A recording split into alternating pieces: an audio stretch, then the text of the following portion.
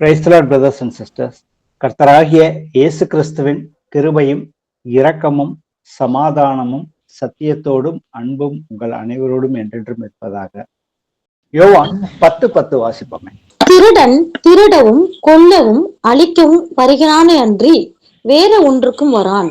நானோ அவைகளுக்கு ஜீவன் உண்டாயிருக்கவும் அது பரிபூர்ணப்படவும் வந்தேன். ஆமேன். ஆமென்.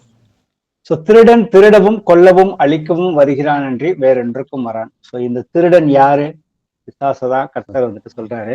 அவனுடைய இச்சையின்படி நடக்க ஆரம்பிச்சோம்னாக்க நம்ம எல்லோருடைய ஆத்மாவையும் அவன் வந்து திருடி கொண்டு தன் வசம் வைத்துக் கொள்ளுவான். ஆனால் என்னை விசுவசிக்கிறவர்களுக்கு ஜீவன் உண்டாயிருக்கவும் அது பரிபூரணமா நிறைவு பெறுவதற்கும் வந்தேன்னு வந்து சொல்லியிருக்காரு. அப்ப இன்னைக்கு நம்ம இந்த வசனத்தை தியானிச்சு பார்ப்போம். கர்த்தர் வந்துட்டு நித்திய ஜீவனை நமக்கு வந்துட்டு அவர் வந்து கொடுப்பேன்னு சொல்லி வாக்குத்தத்தம் பண்ணி கொடுத்திருக்கிறாரு.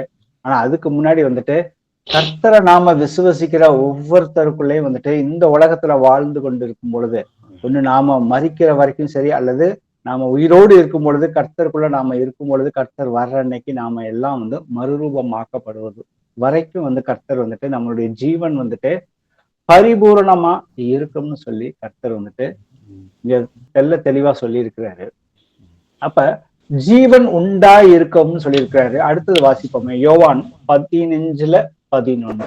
என்னுடைய சந்தோஷம் உங்களில் நிலைத்திருக்கும் படிக்கும் உங்கள் சந்தோஷம் நிறைவா இருக்கும் படிக்கும் இவைகளை உங்களுக்கு சொன்னேன். ஆமேன்.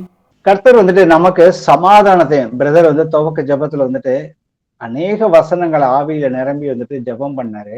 அதுல வந்துட்டு நமக்கு கர்த்தர் கொடுத்த சமாதானமும் சந்தோஷமும் என்றென்றைக்கும் நிலைச்சு இருக்கிறதுக்கு கர்த்தர் வந்துட்டு ஏசப்பா பேசின வார்த்தைகளும் சரி, அப்போஸ்தலர்கள் மூலியமாக நமக்கு நிருபங்கள்ல வந்துட்டு அநேக வார்த்தைகளை வந்துட்டு சொல்லியிருக்கிறாரு. இந்த சந்தோஷமும் சமாதானமும் நம்ம உயிரோடு வாழ்ந்திருக்கிற வரைக்கும் அது வந்துட்டு நிலைச்சு இருக்கணும்னு வந்துட்டு சொல்லியிருக்கிறாரு. அப்ப நமக்கு ஜீவன் உண்டாயிருக்கும்னு சொல்லியிருக்காரு. கொலோசியர் 3:3 வாசிப்போம். ஏனென்றால் நீங்கள் மரித்தீர்கள், உங்கள் ஜீவன் கிறிஸ்துவுடனே தேவனுக்குள் மறைந்திருக்கிறது. ஆமென். ஆமென். ஏனென்றால் நீங்கள் மரித்தீர்கள். அப்ப நாம இதுக்கு முன்னாடி கர்த்தராகிய இயேசு கிறிஸ்துவ நாம சொந்த இரட்சகராக ஏற்றுக்கொள்ளாத இருந்த காலத்துல வந்துட்டு நாம வந்துட்டு பாவத்துல இருந்தோம். பாவத்துல இருந்தோம்னாக்க அவரோட என்றென்றைக்குமே அவர் யாருன்னு தெரியாது, அவரோட நாம வந்து ஐக்கியப்பட்டும் இருக்க முடியாது.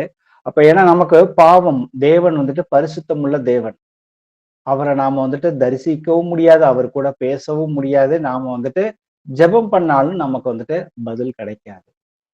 ஏனென்றால் நீங்கள் மரித்தீர்கள் அப்படின்னு வந்து சொல்லியிருக்குது. அப்ப நாம வந்துட்டு கர்த்தரை விசுவசிக்க ஆரம்பிக்கிறப்ப வந்துட்டு நாம வந்துட்டு மரித்தோம். பிசிக்கலா இல்ல, ஆவிக்குரிய ரீதியில நாம வந்துட்டு பிசாசின் இச்சைகளின்படி ஒரு காலத்துல நடந்துகிட்டு இருந்தோம். இன்னைக்கு அவனுடைய இச்சைகள்ல இருந்து நாம வந்துட்டு தப்பிச்சு இயேசு கிறிஸ்துவ விசுவசிக்கிறதன் மூலியமாக அவருடைய சொந்த புத்திரராக நம்மளை வந்துட்டு கர்த்தர் வந்துட்டு ஏற்றுக்கொண்டார். கலாத்தியர் 2:20 வாசிப்போம். கிறிஸ்துவுடனே கூட சிலுவையில் அறையப்பட்டேன், ஆயினும் பிழைத்திருக்கிறேன். இனி நான் அல்ல, கிறிஸ்துவே எனக்குள் பிழைத்திருக்கிறார். நான் இப்பொழுது மாம்சத்தில் பிழைத்திருக்கிறதோ என்னில் அன்பு கூர்ந்து எனக்காக தம்மை தாமே ஒப்பு கொடுத்த தேவனுடைய குமாரனை பற்றும் விசுவாசத்தினாலே பிழைத்திருக்கிறேன். ஆமென். அப்ப நாம எப்படி மரித்தோம்? கிறிஸ்து எதற்காக மரித்தார்? நமக்காக, என்னுடைய பாவத்துக்காக அவர் வந்துட்டு மரித்திருக்கிறார். ஆயினும் நான் வந்துட்டு பிழைத்திருக்கிறேன்னு சொல்றப்ப நமக்கு கர்த்தர் வந்துட்டு ஜீவன் இந்த உலகத்துல வாழ்றப்ப பரிபூரணமா நமக்கு வந்துட்டு ஜீவன் உண்டாகி இருக்கிறதுக்காக தான் வந்துட்டு அவரு வந்துட்டு நம்முடைய பாவத்துக்காக மரித்திருக்கிறார். நானும் பாவத்துக்காக மரித்தேன் என்றால் அவரை போல எனக்கு வந்துட்டு கண்டிப்பா வந்துட்டு பரிபூரணமான ஜீவன் வந்துட்டு இந்த உலகத்துல நான் வாழ்ந்து கொண்டிருக்கிற நாட்களிலே வந்துட்டு கர்த்தர் எனக்கு வந்து கொடுக்குறேன்னு சொல்லி அவர் வந்துட்டு அநேக வாக்கு தத்தங்களை நமக்கு வந்துட்டு கொடுத்திருக்கிறாரு. அந்த ஒவ்வொரு வாக்கு தத்தத்தின்படி, அவருடைய வார்த்தையின்படி நாம வந்துட்டு பிரியப்பட்டு, கட்டாயத்தினால அல்ல, பிரியப்பட்டு நாம வந்துட்டு நடக்கிறப்ப வந்து அதற்குரிய எல்லா ஆசீர்வாதங்களும் நமக்கு வந்துட்டு கிடைக்கும். அதுல ஒன்றுதான் வந்து கர்த்தர் சொன்னிருக்காரு, என்னை விசுவசிக்கிறவனுக்கு நான் வந்துட்டு முழு சமாதானத்தை கொடுக்குறேன், அது உலகம் வந்து உங்களுக்கு வந்துட்டு கொடுக்காதுன்னு சொல்லியிருக்கிறாரு. அப்ப இந்த வசனத்தின்படி பாத்தீங்கன்னாக்க இப்ப நான் வந்துட்டு ஏற்கனவே ஆவிக்குரிய ரீதியில வந்துட்டு நான் வந்து பிழைத்திருக்கிறேன். நான் இப்பொழுது மாமிசத்தில் பிழைத்திருக்கிறதோ என்னில் அன்பு கூர்ந்து எனக்காக தம்மை தாமே ஒப்பு கொடுத்த தேவனுடைய குமாரனை பற்றும் விசுவாசத்தினாலே பிழைத்திருக்கிறேன் தான் வசனம் சொல்லுது. அப்ப நாம இனி வந்துட்டு இங்க வந்திருக்கிற எல்லோருமே கர்த்தராகி இயேசு கிறிஸ்துவின் நாமத்தினால, அவர் நாமத்தின் மேல் விசுவாசம் வச்சு அவருடைய நாமத்தின் மேல வந்துட்டு நம்ம ஞானஸ்தானம் எடுத்து இன்னைக்கு நமக்கு கர்த்தர் ஜீவனை கொடுத்திருக்கிறாரு. அந்த ஜீவன் வந்துட்டு பரிபூர்ணமா இருக்கும். அதுக்குரிய ரகசியம் என்ன அப்படிங்கிறத வந்துட்டு நம்ம வந்துட்டு வேத வசனங்கள் வழியா வந்துட்டு நம்ம வந்துட்டு இன்னைக்கு வந்துட்டு தியானிச்சு பார்ப்போம். யோவான்ல 15வது அதிகாரத்துல 1 முதல் 5 வரைக்கும் வாசிப்போம். நான் மெய்யான திராட்சை செடி, என் பிதா திராட்சை தோட்டக்காரர். என்னில் கனிகொடாதிருக்கிற கொடி எதுவோ அதை அவர் அறுத்து போடுகிறார். கனி கொடுக்கிற கொடி எதுவோ அது அதிக கனிகளை கொடுக்கும்படி அதை சுத்தம் பண்ணுகிறார். நான் உங்களுக்கு சொன்ன உபதேசத்தினாலே நீங்கள் இப்பொழுதே சுத்தமாய் இருக்கிறீர்கள். என்னில் நிலைத்திருங்கள், நானும் உங்களில் நிலைத்திருப்பேன். கொடியானது திராட்சை செடியில் நிலைத்திராவிட்டால் அது தானாய் கனி கொடுக்க மாட்டாதது போல நீங்களும் என்னில் நிலைத்திராவிட்டால் கனி கொடுக்க மாட்டீர்கள். நானே திராட்சை செடி, நீங்கள் கொடிகள். ஒருவன் என்னிலும் நான் அவனிலும் நிலைத்திருந்தால் அவன் மிகுந்த கனிகளை கொடுப்பான். என்னை அல்லாமல் உங்களால் ஒன்றும் செய்யக்கூடாது. ஆமென். ஆமென். இப்ப நம்மளுடைய ஜீவன் வந்து பரிபூரணமா அந்த உலகத்துல இருக்கணும்னா கர்த்தர் வந்துட்டு அதுக்குரிய ரகசியத்தை இந்த 1ல இருந்து இந்த 15 யோவான் 15ல 1 முதல் 5 வரைக்கும் உள்ள வசனங்கள்ல ரொம்ப தெளிவா வந்துட்டு கொடுத்துட்டாரு. ஸோ இதை நம்ம கொஞ்சம் வந்துட்டு டீட்டெயில்டா பார்ப்போம். ஏன்னா நம்ம வந்துட்டு வாழ்றதுக்கு இன்னைக்கு எனக்கு ஜீவன் இருக்குதுனாக்கா அதுக்கு வந்துட்டு நான் வந்துட்டு கண்டிப்பா வந்துட்டு கனி கொடுத்தே ஆகணும்னு வந்து கர்த்தர் வந்து சொல்றாரு. அதை குறித்து நம்ம வந்து இன்னைக்கு கொஞ்சம் வந்துட்டு டீட்டெயில்டா பார்ப்போம். யோவான் இந்த 5 வசனத்தோட சுருக்கம் தான் வந்துட்டு யோவான்ல 15-16 வாசி. நீங்கள் என்னை தெரிந்து கொள்ளவில்லை, நான் உங்களை தெரிந்து கொண்டேன். நீங்கள் என் நாமத்தினாலே பிதாவை கேட்டுக்கொள்வது எதுவோ அதை அவர் உங்களுக்கு கொடுக்கத்தக்கதாக நீங்கள் போய் கனி கொடுக்கும்படிக்கும் உங்கள் கனி நிலைத்திருக்கும்படிக்கும் நான் உங்களை ஏற்படுத்தினேன். ஆமென். ஆமென். ஸோ நம்ம வந்துட்டு இனி வாழ்நாள் எல்லாம் வந்து கர்த்தருக்குள்ள வந்துட்டு நான் நிலைச்சு நிக்கணும் அப்படின்னாக்கா நான் வந்துட்டு மிகுந்த கனிகளை வந்துட்டு ஒவ்வொரு நாளும் நான் வந்து கொடுத்துக்கிட்டே இருக்கணும் கர்த்தருக்கு. அப்ப அப்படி கொடுத்துக்கிட்டே இருக்கிறப்பதான் நாம வந்துட்டு கர்த்தருக்குள்ள வந்துட்டு நிலைச்சு நிக்க முடியும். அப்பதான் நம்மளுடைய இருதயமே நம்மளை வந்துட்டு குற்றப்படுத்தாது. நாம நிச்சயித்து கொள்ளலாம் கர்த்தர் வர்ற அன்னைக்கு நாம எல்லோருமே வந்துட்டு மறுரூபம் ஆக்கப்படுவோம். அப்ப அதுல என்னென்ன விதமான கனிகளை குறித்து கர்த்தர் வந்துட்டு சொல்றாரு அப்படிங்கறத வந்துட்டு ஒரு சுருக்கமா வந்து வாசிப்போமே. ரோமர்ல 1:13. சகோதரரே, புற ஜாதிகளான மற்றவர்களுக்குள்ளே நான் பலனை அடைந்தது போல உங்களுக்குள்ளும் சில பலனை அடையும்படிக்கு உங்களிடத்தில் வர பல முறை யோசனையாய் இருந்தேன். ஆயினும் இதுவரைக்கும் எனக்கு தடை உண்டாயிற்று என்று நீங்கள் அறியாதிருக்க எனக்கு மனதில்லை. ஆமென். ஆமென். சோ இந்த இடத்துல கடிதம் வந்துட்டு ரோமருக்கு பவுல் வந்து ரோமர்களுக்கு வந்துட்டு எழுதுறாரு. அங்க வந்து ஏற்கனவே வந்துட்டு சுவிசேஷம் வந்துட்டு அறிவிக்கப்பட்டாயிற்று.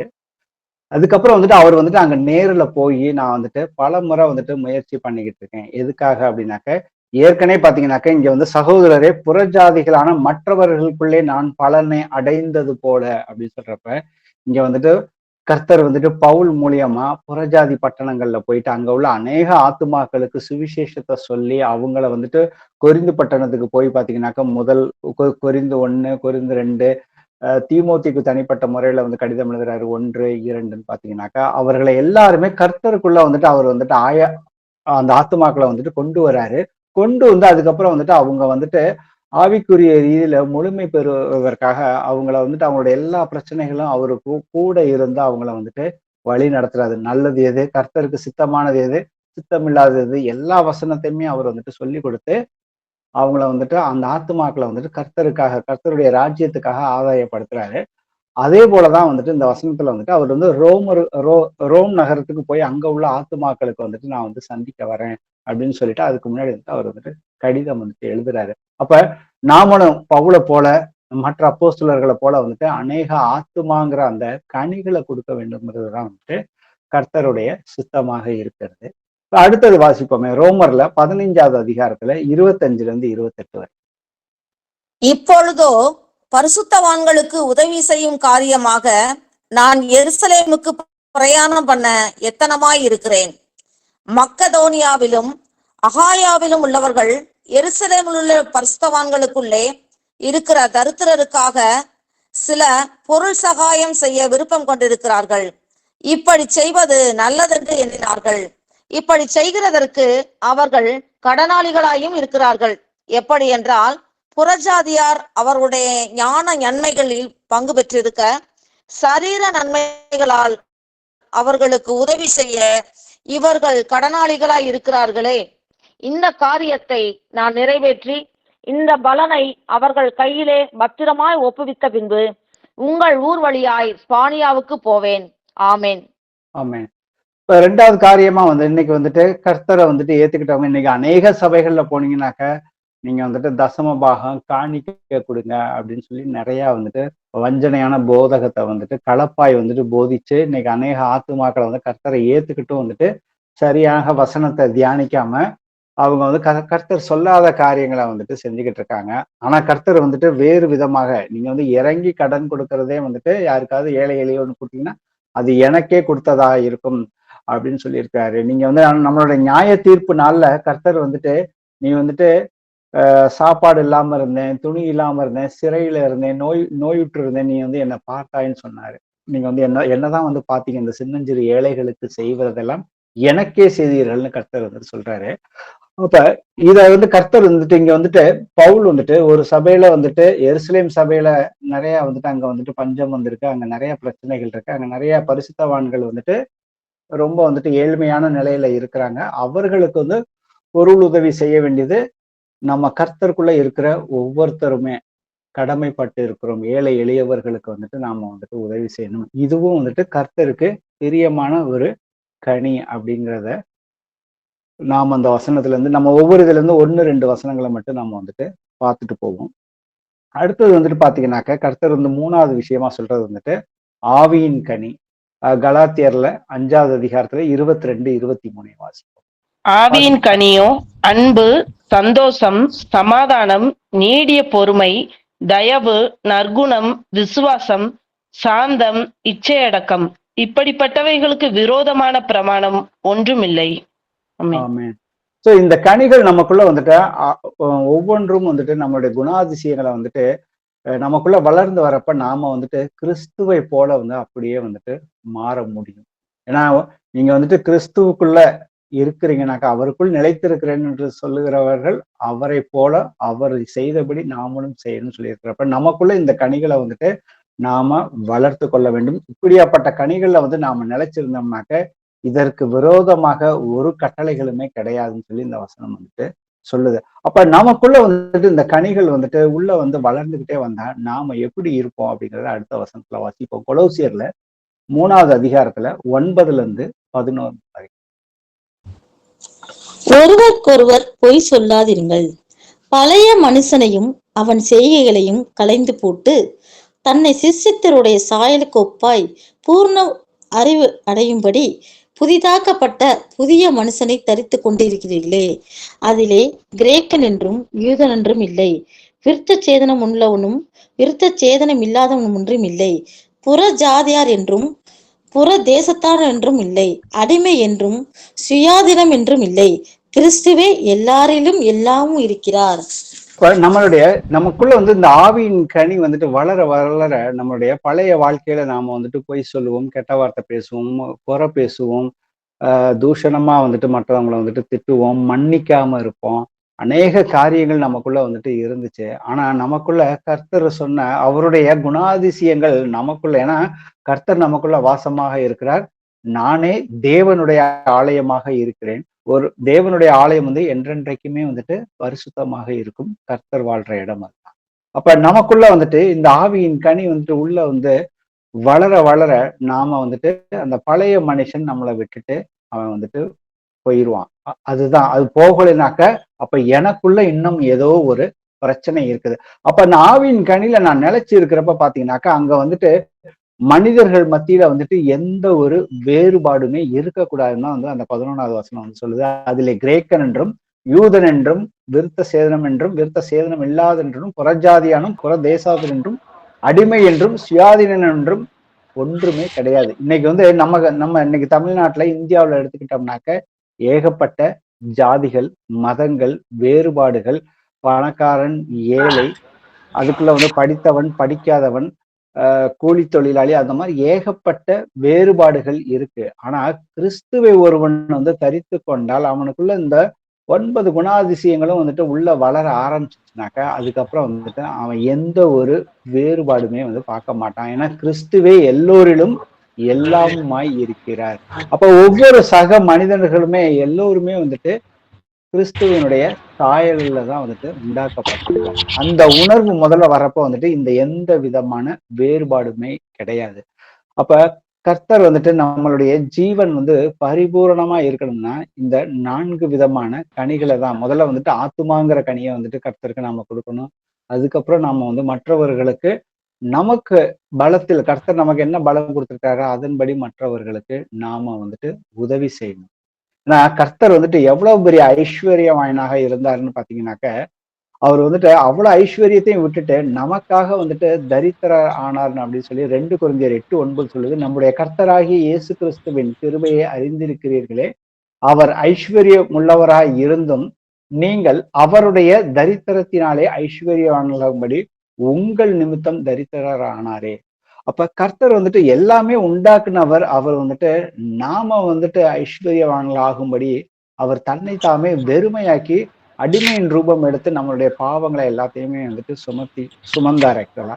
அப்ப நாம வந்துட்டு நம்மளுடைய ஜீவன் வந்து இன்னைக்கு வாழ்ந்துகிட்டு இருக்கப்போ வந்துட்டு நாம ஜீவன் வந்து பரிபூரணம் அடைய வேண்டும் என்றால் நாம அவருக்கு இந்த 4 விதமான இந்த இப்ப நம்ம இது வரைக்கும் 3 விதமான கனிகளை பார்த்தோம். கடைசியா வந்துட்டு பார்ப்போம் எபிரேயர்ல 13:15. ஆகையால் அவருடைய நாமத்தை துதிக்கும் உதடுகளின் கனியாகிய ஸ்தோத்திர பலியை அவர் மூலமாய் எப்போதும் தேவனுக்கு செலுத்த கடவோம். ஆமென்.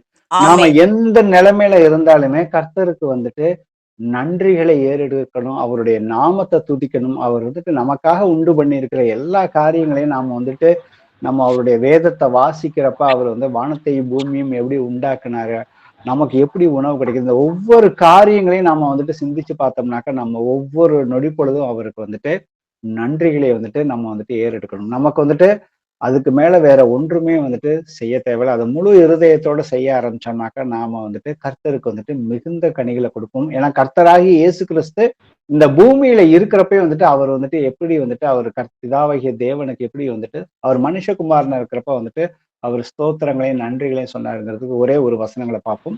யோவான்ல 11:41. அப்பொழுது மரித்தவன் வைக்கப்பட்ட இடத்திலிருந்த கல்லை எடுத்து போட்டார்கள். இயேசு தம்முடைய கண்களை ஏறெடுத்து, பிதாவே, நீர் எனக்கு செவி கொடுத்தபடியினால் உம்மை ஸ்தோத்தரிக்கிறேன். ஆமென். ஆமென். இங்க வந்துட்டு லாசர் வந்துட்டு மரித்து 4 நாட்கள் வந்துட்டு கல்லறையில வந்துட்டு வைத்தாச்சு. அவரை எழுப்ப போறதுக்கு முன்னாடி அவர் வந்துட்டு பிதாவாகிய தேவனை நோக்கி என்ன சொல்றாரு, நீர் எனக்கு செவி கொடுத்தபடியினால் அவர் எழுப்புறதுக்கு முன்னாடியே அவர் வந்து சொல்றாரு, உம்மை ஸ்தோத்தரிக்கிறேன்னு சொல்றாரு. கண்டிப்பா இது வந்துட்டு இதே மாதிரிதான் வந்துட்டு கர்த்தராகி இயேசு கிறிஸ்துவே மாம்சத்துல வந்தப்ப எப்படி வந்துட்டு ஒவ்வொரு காரியத்துக்கும் அவர் வந்து பிதாவை நோக்கி நன்றி செலுத்தி எப்படி ஜெபம் பண்ணாரோ அதே மாதிரி நாம வந்துட்டு எந்த நிலையில இருந்தாலும், நாம சந்தோஷமாக இருந்தாலும் சரி, துக்கமாக இருந்தாலும் சரி. ஏன்னா இந்த 2 நிலையில தான் ஒரு மனிதன் வந்து எப்பொழுதுமே இருக்க முடியும். ஒன்று சந்தோஷம் அல்லது ஒரு துக்கமான நேரம். இதுக்கு 2க்கு நடுவுல வந்துட்டு இருக்க முடியாதுன்னு சொல்லிதான் வந்துட்டு வசனம் யாக்கோபுல நீங்க 5வது அதிகாரத்துல படிச்சு பாத்தீங்கன்னா இருக்குது. அப்ப நாமளும் அந்த நிலையில இருக்கிறப்ப எந்த நிலைமையில இருந்தாலும் வந்துட்டு நாம வந்துட்டு நன்றி உள்ளவர்களாக நம்மளுடைய எல்லா காரியங்களையும் ஜெபத்துல போய் அவர்கிட்ட சொல்றப்ப வந்துட்டு அப்ப நம்மளுடைய விசுவாசத்தை அதிகப்படுத்தி காட்டும். நாம இன்னும் வந்து விசுவாசத்துல இன்னும் அதிகமாக வளர முடியும். அப்ப இது வரைக்கும் இவ்வளவு நேரம் பார்த்தது பாத்தீங்கன்னாக்க என்னுடைய ஜீவன் வந்து பரிபூர்ணமா இருக்கிறதுக்கு வந்துட்டு காரணம் வந்துட்டு பரிபூர்ணமா இருக்கணும்னாக்க நான் வந்துட்டு மிகுந்த கனிகளை வந்துட்டு நான் வந்துட்டு கொடுக்கணும். அப்ப நான் வந்து மிகுந்த கனிகளை கொடுக்கறதுனால எனக்கு என்ன பலன் அப்படின்னு பாத்தீங்கன்னாக்க வாசிப்போமே 3 யோவான்ல 3:4. சகோதரர் வந்து, நீ சத்தியத்தில் நடந்து கொள்கிறாய் என்று உன்னுடைய உண்மையை குறித்து சாட்சி கொடுத்தபோது மிகவும் சந்தோஷப்பட்டேன். என் பிள்ளைகள் சத்தியத்திலே நடக்கிறார்கள் என்று நான் கேள்விப்படுகிற சந்தோஷத்திலும் அதிகமான சந்தோஷம் எனக்கு இல்லை. ஆமென். ஆமென். அப்ப நம்ம யாரையாவது கர்த்தருக்குள்ள வந்துட்டு ஒரு ஆத்துமாவை வந்து கொண்டு வந்து அவங்க வந்துட்டு சத்தியத்துல வந்துட்டு நடக்கிறப்ப அதை விட ஒரு சந்தோஷம் வந்துட்டு நமக்கு இருக்க முடியாதுன்னு சொல்லி இங்க வந்துட்டு யோவான் வந்து சொல்றாரு. ஸோ அதே போல நாமளும் வந்துட்டு அந்த ஆத்துமாங்கிற கனி வந்துட்டு கொடுத்து அவங்க வந்துட்டு நிலைச்சு நின்று அவங்க சத்தியத்துல வந்துட்டு சத்தியத்துக்கு கீழ்ப்படிஞ்சு அவங்களுடைய பழைய மனுஷனை கலைந்து அவங்க வந்துட்டு நடக்கிறப்ப அதை நாம கேள்விப்படுறப்பயோ இல்ல நாம வந்து பாக்குறப்பயோ இல்ல நாம அவங்களோட ஐக்கியத்துல வந்துட்டு இருக்கிறப்ப வந்துட்டு பாத்தீங்கன்னாக்க அவ்வளவு ஒரு சந்தோஷம் நமக்குள்ள வந்துட்டு கர்த்தர் வந்துட்டு தருகிறார். இந்த சந்தோஷம் என்றென்றுமே வந்துட்டு நிலைச்சு நிற்கக்கூடிய ஒரு சந்தோஷம். அடுத்தது அப்போஸ்தலர் 20வது அதிகாரத்துல 35 வாசிப்போம். இப்படி பிரயாசப்பட்டு பலவீனரை தாங்கவும் வாங்குகிறதை பார்க்கிலும் கொடுக்கிறதே பாக்கியம் என்று கர்த்தராகிய இயேசு சொன்ன வார்த்தைகளை நினைக்கவும் வேண்டும் என்று எல்லா விதத்திலேயும் உங்களுக்கு காண்பித்தேன் என்றான். ஆமென். ஆமென். இப்ப நம்ம மற்றவங்கள்ட்ட எதுவும் எதிர்பார்க்காம நாம நம்ம கிட்ட வந்துட்டு நாம உதவி செய்யறப்ப பாத்தீங்கன்னாக்க அதுல கிடைக்கிற ஏன்னா இங்க வந்து முதல்ல ஒரு வார்த்தையை பார்த்தோம், சந்தோஷம்னு சொல்லி பார்த்தோம். ஆனா இந்த இடத்துல பாத்தீங்கன்னா வார்த்தை வந்து பாத்தீங்கன்னாக்க மகிழ்ச்சின்னு தான் நம்ம வந்துட்டு சொல்லணும். ஏன்னா நம்ம மகிழ்ச்சிக்கும் சந்தோஷத்துக்கும் வந்து இங்கிலீஷ் பைபிள்ல பாத்தீங்கன்னா ஜாய், ரீஜாய்ஸ், ஹாப்பின்னு சொல்லி நிறைய வார்த்தைகள் வந்துட்டு இருக்குது. அப்ப சந்தோஷத்துக்கு வந்து முதல்ல பார்த்த சந்தோஷத்துக்கு வார்த்தை வந்துட்டு கர்த்தர் சொல்றாரு, என் சந்தோஷத்திலே நீங்கள் வந்துட்டு நிலைத்திருங்கள். ஏன்னா கர்த்தர் கொடுக்குற சந்தோஷம் பாத்தீங்கன்னா என்றென்றைக்குமே வந்துட்டு நிலைத்திருக்கும். ஆனா இந்த இடத்துல நாம வந்துட்டு ஒரு சிலருக்கு நாம வந்து உதவி செய்யறப்ப கண்டிப்பா நமக்கு வந்து அந்த நேரத்துல வந்து நமக்கு வந்து அதிகமான ஒரு சந்தோஷம், அதிகமான ஒரு மகிழ்ச்சி ஏற்படும். அதை வந்துட்டு அதுக்கு ஏன்னா இதுல வந்து நமக்கு வந்துட்டு 2 வார்த்தைகள் இருக்குது. சங்கீதம் 51:8 நானே வாசிக்கிறேன். நான் சந்தோஷமும், ஒரே வசனத்துல 2 வார்த்தை வருது. நான் சந்தோஷமும் மகிழ்ச்சியும் கேட்கும்படி செய்யும், அப்பொழுது நீர் நொறுக்கின எலும்புகள் களி கூறும். இந்த இடத்துல பாத்தீங்கன்னாக்கா தாவீது வந்துட்டு தான் செய்த பாவத்துக்காக அவன் கர்த்தர்கிட்ட முதல்ல வந்து பாவங்களை அறிக்கையிட்டு உமக்கு எதிராக நான் பாவம் செஞ்சுட்டேன் அப்படின்னு சொல்றாரு. அந்த பாவத்துல இருந்து நீங்க வந்துட்டு எனக்கு வந்துட்டு விடுதலை கொடுங்க அப்படின்னு சொல்லி மன்னிப்பு கேட்டு அவர் வந்துட்டு வேண்டுறாரு. அப்போ பாத்தீங்கன்னா 2 வார்த்தை வருது, சந்தோஷமும் மகிழ்ச்சியும் வருது பாத்தீங்கன்னாக்க. ஏன்னா கர்த்தர் கொடுத்த சந்தோஷத்துல ஏற்கனவே தாவீது வந்துட்டு கர்த்தரோட ரொம்ப வருஷம் பயணித்து கொண்டிருந்து ஒரு ஸ்டேஜ்ல வந்துட்டு அவர் வந்துட்டு பாவம் பண்றாரு. பாவம் பண்றப்ப வந்துட்டு அவருக்கு வந்துட்டு கேட்கிறாரு, என்னுடைய சந்தோஷமும் வேணும், எனக்கு வந்து உங்களுடைய மன்னிப்புனால எனக்கு வந்துட்டு இந்த நேரத்துல வந்துட்டு எனக்கு வந்து மகிழ்ச்சியை வந்துட்டு கர்த்தர் வந்துட்டு கொடுக்குறாரு.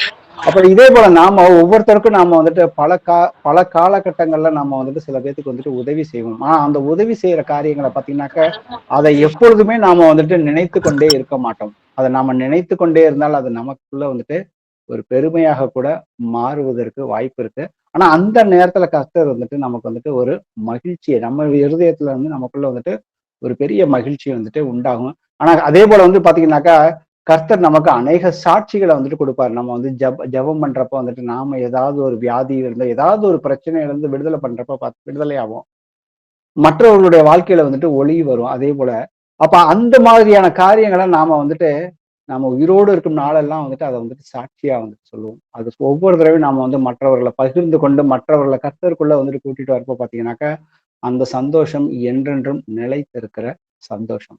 அடுத்தது ரோமர்ல 8:1 வாசிப்போம். ஆனபடியால் கிறிஸ்து இயேசுவுக்கு உட்பட்டவர்களாய் இருந்து மாம்சத்தின்படி நடவாமல் ஆவியின்படியே நடக்கிறவர்களுக்கு ஆக்கினை தீர்ப்பில்லை. ஆமென். சோ ஆவியின்படி கர்த்தருடைய நமக்கு வந்துட்டு இந்த வசனத்தின்படி பாத்தீங்கன்னாக்கா நமக்கு வந்துட்டு ஒரு நம்பிக்கை, நமக்கு வந்து உறுதி. கர்த்தர் வந்து என்ன சொல்லியிருக்காரு, நான் வந்துட்டு நித்திய ஜீவன் தருவார். அவர் வந்துட்டு அதை வந்து வாக்குத்தத்தம் வந்து நமக்கு வந்து பண்ணி கொடுத்திருக்கிறார். அப்ப அது எப்ப நமக்கு நடக்கும்னாக்கா நாம வந்துட்டு ஆவியின்படி நடக்கிறவர்களுக்கு ஆக்கினை தீர்ப்பு இல்லை. இந்த வசனம் நமக்கு வந்துட்டு ஒரு நம்பிக்கை கொடுக்கிற ஒரு விஷயம். அப்ப நாம வந்து கனிகளை கொடுக்குறப்ப பாத்தீங்கன்னா ஒவ்வொரு கனிகளையும் கொடுக்குறப்ப நமக்கு வந்துட்டு சந்தோஷம், மகிழ்ச்சி, அடுத்தது வந்துட்டு பாத்தீங்கன்னாக்க நம்பிக்கை. கர்த்தர் வர்ற அன்னைக்கு நான் அவர் கூட வந்துட்டு மாறிடுவேன், அவர் கூட மறுரூபமாக்கப்படுவேன் அப்படிங்கிறதுதான் அந்த வந்துட்டு ஒரு நம்பிக்கை நமக்கு வந்துட்டு இருக்குது. 1 யோவான்ல 3:18-19 வாசி. என் பிள்ளைகளே, வசனத்தினாலும் நாவினாலும் அல்ல, கிரிகையினாலும் உண்மையினாலும் அன்பு கூற கடவும். இதனாலே நாம் நம்மை சத்தியத்துக்குரியவர்கள் என்று அறிந்து நம்முடைய இருதயத்தை அவருக்கு முன்பாக நிச்சயப்படுத்திக் கொள்ளலாம். ஆமென். ஆமென். சோ நமக்கு மாம்சத்தின்படி நடவாமல் ஆவியின்படி நடக்கிறவர்களுக்கு ஆக்கினை தீர்ப்பு இல்லை. அப்ப ஆவியின்படி நடக்கிறதுனாக்க கர்த்தருடைய வார்த்தை இருக்குது. அந்த வார்த்தையை நாம வந்துட்டு படித்து படித்து மட்டும் நமக்குள்ள வந்துட்டு மனப்பாடமா வச்சுக்கிறதுனால ஒரு பிரயோஜனமும் கிடையாது. அதை வந்து கிருகைகள்லையும் வந்துட்டு நாம வந்துட்டு அதை வந்து காட்டணும்னு வந்து கர்த்தர் வந்து சொல்றாரு. அது ஒன்றுதான் அவருடைய சித்தமாகவும் இருக்குது. அப்பொழுதுதான் வந்துட்டு எல்லாத்தையுமே நாம வந்துட்டு உறுதிப்படுத்தி கொள்ள முடியும். அப்ப நான் கர்த்தருக்குள்ள இருக்கிறேனா இல்லையா அப்படிங்கிறத வந்துட்டு பவுல் வந்து கொரிந்தியருக்கு எழுதுறப்ப வந்துட்டு நீங்களே உங்களை சோதித்து அறிந்து பாருங்கள்னு வந்து சொல்லியிருப்பாரு.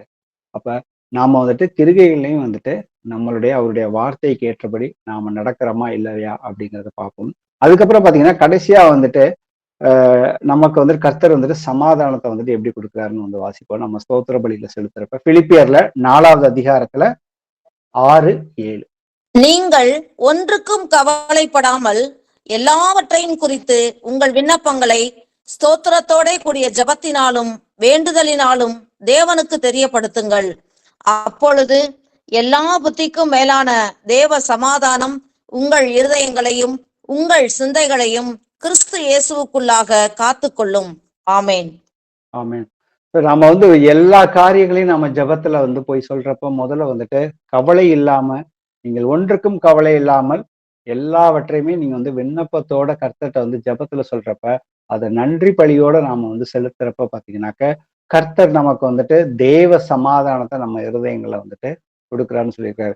அப்ப நாம அதிகமான கனிகள், இந்த மாதிரி கனிகளை வந்துட்டு நாம வந்து தொடர்ந்து நாம வந்து அனுதினமும் நாம கொடுத்துக்கிட்டு இருக்கப்போ பாத்தீங்கன்னாக்க நம்மளுடைய ஜீவன் வந்துட்டு பரிபூர்ணமா இருக்கும். இதுதான் வந்து நம்ம ஜீவன் பரிபூர்ணமா இருக்கிறதுக்கு உண்டான ரகசியம் வந்து நாம வந்து அதிகமான கனிகளை வந்துட்டு கொடுக்க வேண்டும்ங்கிறதுதான் வந்து சொல்லிட்டாரு.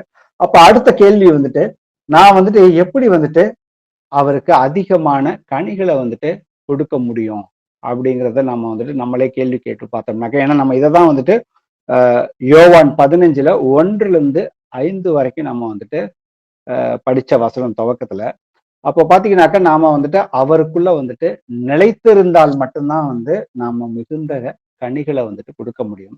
யோவான் 15வது அதிகாரத்துல 4 முதல் 11 வரைக்கும் உள்ள வசனங்கள்ல நிலைத்திருங்கள் நிலைத்திராவிட்டாலுங்கிற அந்த அந்த வார்த்தைகளை மட்டும் நீங்க எண்ணி பாத்தீங்கன்னாக்க 10 முறை வந்துட்டு பயன்படுத்தப்பட்டிருக்குது. திருப்பி திருப்பி நிலைத்திருங்கள் நிலைத்திராவிட்டால் என்ன ஆகும்னு சொல்லிட்டு வந்துட்டு 10 முறை திருப்பி திருப்பி வந்துட்டு கர்த்தர் வந்துட்டு அதை வந்துட்டு பயன்படுத்தி இருக்கிறாரு. அப்ப அதுல வந்துட்டு அவ்வளவு ஒரு முக்கியத்துவம் இருக்குது. அதை நம்ம வந்துட்டு கூர்ந்து கவனிச்சு பார்ப்போம். ஏன்னா நம்ம வந்துட்டு மிகுந்த கனிகளை வந்துட்டு அப்படியே வந்துட்டு நம்மளால வந்துட்டு கொடுத்துடலாம் முடியாது. ஏன்னா மேல சொல்லியிருக்க அந்த 4 விதமான கனிகளை கொடுக்கணும்னாக்க நாம அவருக்குள்ள கடைசி வரைக்கும் வந்துட்டு நிலைத்திருக்கணும். ஏன்னா அப்படி நாம நிலைச்சு நிக்கலைனாக்க என்னை அல்லாமல் உங்களால் ஒன்றும் செய்யக்கூடாது அப்படின்னு வந்து சொல்லியிருக்குது. ஏன்னா அந்த 15வது அதிகாரத்துல பாத்தீங்கன்னாக்க நானே வந்துட்டு திராட்சை செடின்னு வந்து சொல்றாரு, நீங்கள் வந்துட்டு அதன் கிளைகள் கொடிகள்ங்கிறாரு. அப்ப அந்த கொடி வந்துட்டு அந்த திராட்சை செடிகள் நிலைத்து எப்படி இருக்குதோ அப்ப நிலைச்சிருக்கிறப்பதான் அதால வந்துட்டு கனி கொடுக்க முடியுது. அப்படி கனி கொடுக்க முடியலனாக்க அது வந்து வெட்டுண்டு அக்னியிலே போடப்படும்னு வந்துட்டு அவர் வந்துட்டு அழகா நமக்கு வந்து புரியுற மாதிரி ஒரு ரியல் டைம் எக்ஸாம்பிளை வந்துட்டு அவர் ஊமையாவும் சொல்லியிருக்கிறாரு. அப்ப இதை குறிச்சு கொஞ்சம் வந்துட்டு தியானிச்சு பார்ப்போம். கலாத்தியர்ல 3:27. ஏனெனில் உங்களில் கிறிஸ்துவுக்குள்ளாக ஞானஸ்நானம் பெற்றவர்கள் எத்தனை பேரோ அத்தனை பேரும் கிறிஸ்துவை தரித்து கொண்டீர்களே. ஆமென். அடுத்த இன்னொரு வசனத்தை வாசிப்போம். ரோமர்ல 6வது அதிகாரத்துல 3-5 வரைக்கும். கிறிஸ்து இயேசுவுக்குள்ளாக ஞானஸ்நானம் பெற்ற நாம் அனைவரும் அவருடைய மரணத்துக்குள்ளாக ஞானஸ்நானம் பெற்றதை அறியாமல் இருக்கிறீர்களா? மேலும் பிதாவின் மகிமையினாலே கிறிஸ்து மரித்தோரிலிருந்து எழுப்பப்பட்டது போல நாமும் புதிதான ஜீவனுள்ளவர்களாய் நடந்து கொள்ளும்படிக்கு அவருடைய மரணத்திற்குள்ளாக்கும் ஞானஸ்நானத்தினாலே கிறிஸ்துவுடனே கூட அடக்கம் பண்ணப்பட்டோம். ஆதலால் அவருடைய மரணத்தின் சாயலில் நாம் இணைக்கப்பட்டவர்களானால் அவர் உயிர்த்தெழுதலின் சாயலிலும் இணைக்கப்பட்டிருப்போம். ஆமென். ஆமென். அப்ப இந்த இடத்துல பாத்தீங்கன்னாக்க எப்ப நாம வந்து அவருக்குள்ள வந்துட்டு நிலைச்சு நிற்க முடியும்னாக்க ஞானஸ்தானத்தின் மூலியமா தான் வந்துட்டு நாம வந்து அவருக்குள்ள வந்துட்டு நிலைச்சு நிற்கிறோம். அப்ப ஞானஸ்தானத்தை நாம எடுக்கிறப்ப வந்துட்டு பாவ மன்னிப்புக்கும் மனம் திரும்புதலுக்கும் கர்த்தராகி இயேசு கிறிஸ்துவின் நாமத்தினால ஞானஸ்தானம் எடுக்கும் பொழுது அப்பொழுதும் நீங்கள் வந்துட்டு பரிசுத்த ஆவியின் வரத்தை பெற்றுக்கொள்வீர்கள். அப்ப பரிசுத்த ஆவியானவர், அதை தான் வந்து நம்ம வந்து ரோமர்ல 6வது அதிகாரத்துல 3-5 வரைக்கும் வந்து நம்ம வந்துட்டு படித்தோம். கிறிஸ்து இயேசுவுக்குள்ளாக ஞானஸ்தானம் பெற்ற நாம் அனைவருமே அவருடைய மரணத்துக்குள்ளாக ஞானஸ்தானம் பெற்றதை அறியாமல் இருக்கிறீர்களா அப்படிங்கிறப்ப, அப்ப நாம அவரோட வந்துட்டு நாம பாவத்துக்கு மரிச்சு அவரோட வந்துட்டு மரணத்துல வந்துட்டு நாம வந்துட்டு ஐக்கியப்படுறோம். அதே போல வந்து கர்த்தர் வந்துட்டு எப்படி வந்துட்டு உயிரோட வந்தாரோ, ஆவியில் எழுப்பப்பட்டாரோ, அதே போல நாமளும் வந்துட்டு புதிதான ஜீவனுள்ள அவருடைய ஆவியை பெற்றுக்கொண்டு நாம அவரோட ஐக்கியப்படுறோம். ஏன்னா இதுதான் வந்துட்டு 1 கொரிந்தியர்ல 6:17 கர்த்தருடன் இசைந்திருக்கிறவன் அவருடனே ஒரே ஆவியாக இருக்கிறான்னு வந்து சொல்லியிருக்கிறப்ப, அப்ப நாம வந்துட்டு ஒரே ஆவியில வந்துட்டு முதல்ல வந்துட்டு ஐக்கியப்பட்டு இருக்கிறோம். அதுக்கப்புறம் பாத்தீங்கன்னாக்கா 2வது வந்துட்டு பாத்தீங்கன்னா, நாம வந்துட்டு ஐக்கியம் மட்டும் பட்டிருந்தா மட்டும் போதும்னாக்க பாத்தீங்கன்னாக்க கிடையாது. என்னில் நிலைத்திருங்கள், நான் உங்களில் நிலைத்திருப்பேன். கொடியானது திராட்சை செடியில் நிலைத்திராவிட்டால் அது தானாய் கனி கொடுக்க மாட்டாது. நீங்களும் என்னில் நிலைத்திருக்காவிட்டால் கனி கொடுக்க மாட்டீர்கள். நானே திராட்சை செடி, நீங்கள் கொடிகள். ஒருவன் என்னிலும் நான் அவனிலும் நிலைத்திருந்தால் அப்படிங்கிறப்ப பாத்தீங்கன்னாக்க, நீங்கள் என்னிலும் என் வார்த்தைகள் உங்களிலும் நிலைத்திருந்தால், அப்ப நீங்கள் கேட்டுக்கொள்வது எதுவோ, அப்ப அந்த இடத்துல பாத்தீங்கன்னா நீங்கள் கேட்டுக்கொள்வது எதுவோ அப்படின்னாக்க, நான் அந்த இடத்துல வந்துட்டு அவருடைய வார்த்தை நமக்குள்ள இருக்குது. அப்ப நாம அவர் கூட வந்துட்டு ஒரு ஃபெலோஷிப், ஒரு உறவுல வந்துட்டு இருக்கணும்.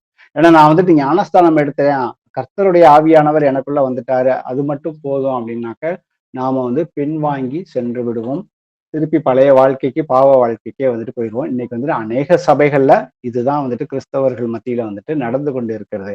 நாம அப்படி இருக்கக்கூடாது. கர்த்தர் வந்துட்டு ஒரு உறவு வேணுங்கிறாரு, தனிப்பட்ட மேல. ஏன்னா நம்ம வந்து ஞானஸ்தானம் எடுக்கிறப்ப அவரை நான் வந்து சொந்த இரட்சகராக நான் வந்து ஏற்றுக்கொள்கிறேன்னு சொல்லிதான் வந்துட்டு நம்மளுடைய விசுவாசத்தை அறிக்கை செய்து நாம ஞானஸ்தானம் எடுக்கிறோம். அப்ப சொந்த இரட்சகராக ஏற்றுக்கொண்டார். அவர் நமக்குள்ள வந்துட்டு நாம அவரோட ஒரே ஆவியில வந்துட்டு ஒன்று இணைஞ்சிட்டோம், ஒருமைப்பாட்டுல வந்துட்டு ஒன்றாக இருக்கிறோம்னு வந்து சொல்லியிருக்கிறாரு. ஏன்னா யோவான் 17வது அதிகாரத்தை முழுக்க நீங்க வந்து படிச்சு பாத்தீங்கன்னாக்க, எப்படி நானும் பிதாவும் ஒன்றாக இருக்கிறோம், அதே போல வந்து அப்போஸ்தலருக்காக ஜெபம் பண்றப்ப அவர்கள் வந்துட்டு எப்படி நம்மை போல ஒன்றாக இருக்கிறோம், அதே போல அப்போஸ்தலர்களுடைய சீஷர்களுடைய வார்த்தைகளை கேட்டு இன்னைக்கு நாம வந்து விசுவாசிகளாக இருக்கிறவர்கள் எல்லோருமே வந்துட்டு கர்த்தருக்குள்ள வந்துட்டு அவருடைய சரீரத்துக்குள்ள வந்து ஒரே ஆவியில தான் இருக்கிறோம். அதனாலதான் நீங்க எப்பொழுதுமே வந்துட்டு ஒன்றையே சிந்தியுங்கள், ஏக சிந்தை உள்ளவர்களாக இருங்கள், ஒருவருக்கொருவர் அன்புள்ளவர்களாக இருங்கள் அப்படின்னு வந்து கர்த்தர் வந்து திருப்பி திருப்பி நமக்கு வந்துட்டு மறுபடியுமே வந்து சொல்றாரு. அடுத்தது பிலிப்பியர்ல 4:13 வாசிப்போம். என்னை பலப்படுத்துகிற கிறிஸ்துவினாலே எல்லாவற்றையும் செய்ய எனக்கு பலன் உண்டு. ஆமென். ஆமென். அப்ப இந்த இடத்துல பாத்தீங்கன்னாக்க, என்னை பலப்படுத்துகிற கிறிஸ்துவினாலே எல்லாவற்றையும் செய்ய எனக்கு பலன் உண்டு. இப்ப நம்ம இதுக்கு நல்ல ஒரு எக்ஸாம்பிளா நம்ம எடுத்து பார்க்கணும்னாக்க, திராட்சை செடியவே நம்ம எக்ஸாம்பிளா வச்சுக்கிட்டோம்னு வச்சுக்கோங்களேன். அந்த செடியில தான் வந்துட்டு கொடி வந்துட்டு வளருது.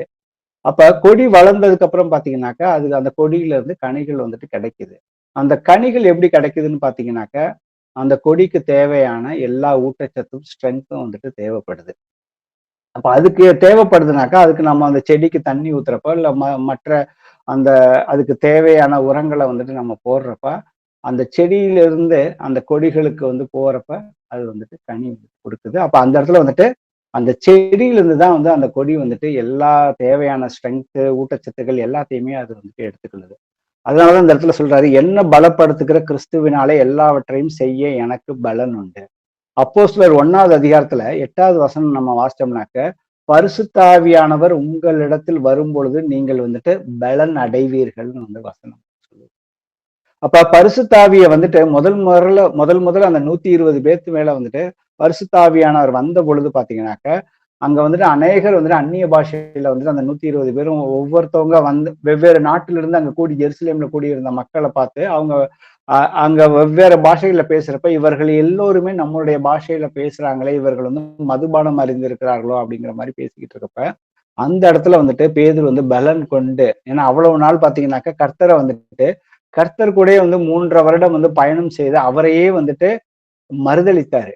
ஆனா அப்போ அதுக்கப்புறம் பாத்தீங்கன்னாக்க பரிசுத்த ஆவியானவர் அவருக்குள்ள வந்ததுக்கு அப்புறம் பாத்தீங்கன்னாக்க, அன்னைக்கு 3000 பேர் வந்துட்டு ரட்சிக்கப்பட்டார்கள். ஆனா அவர் எத்தனாயிரம் பேருக்கு முன்னாடி நின்று பேசினாருன்னு நமக்கு வந்து தெரியாது. அவர் அவ்வளவு பலன் கொண்டு அவர் வந்துட்டு பேசுறாரு. அதே போலதான் இங்க வந்துட்டு பவுல் வந்து சொல்றாரு. கொலோசியர்ல 1:29 வாசி. அதற்காக நான் எனக்குள்ளே வல்லமையாய் கிரியை நடப்பிக்கிற அவருடைய பலத்தின்படி போராடி பிரயாசப்படுகிறேன். ஆமென். ஆமென். சோ இந்த இடத்துல வந்துட்டு பவுல் பாத்தீங்கன்னாக்கா அவர் வந்து ஒரு இடத்துல சொல்லியிருப்பாரு 2 கொரிந்தியர்ல 10-11வது அதிகாரத்துல, நான் வந்துட்டு மற்றவர்களை காட்டிலும் அதிகமாக கிறிஸ்துவுக்குள்ள வந்துட்டு பிரயாசப்பட்டேன்னு சொல்லி அவர் 3 தரம் வந்துட்டு 40 மிலாறுகளால் 40 முறை வந்துட்டு அவர் வந்துட்டு 40 ஒவ்வொரு தடவையும் 40 தடவை வந்துட்டு சவுக்கால அடிபட்டேன். அவர் கப்பல்ல போறப்ப சரி, திருடர்களால் வந்த மோசம்னு சொல்லி அநேகம் தரம் வந்துட்டு அவர் வந்து கல்லால் வந்துட்டு எரியப்பட்டேன்னு சொல்லி சொல்றாரு. அப்ப இது எல்லாம் வந்துட்டு அவர் எப்படி வந்துட்டு சொல்றாரு, இது என்னால மாமிசத்துல இருந்தோம்னு வச்சுக்கோங்களேன், ஒண்ணுமே வந்து பண்ண முடியாது. அவர் எப்பயோ அடிபட்டு அவர் வந்துட்டு மரித்து இருக்கிற வாய்ப்பு இருக்கு. இல்ல அதுக்கு மேல வந்துட்டு அவர் வந்துட்டு அடிபட்டு நோய்வாய்ப்பட்டு கூட போய் ஒரு அடியான அவரால் வந்துட்டு கர்த்தருடைய சுவிசேஷத்தை வந்துட்டு மாமிசத்துல போய் பெருசா பரப்பி இருக்க முடியாது. ஆனா அது சொல்றாரு, அதற்காக நான் எனக்குள்ளே வல்லமையாய் கிருகையை நடப்பிக்கிற அவருடைய பலத்தின்படி போராடி பிரயாசப்படுகிறேன்.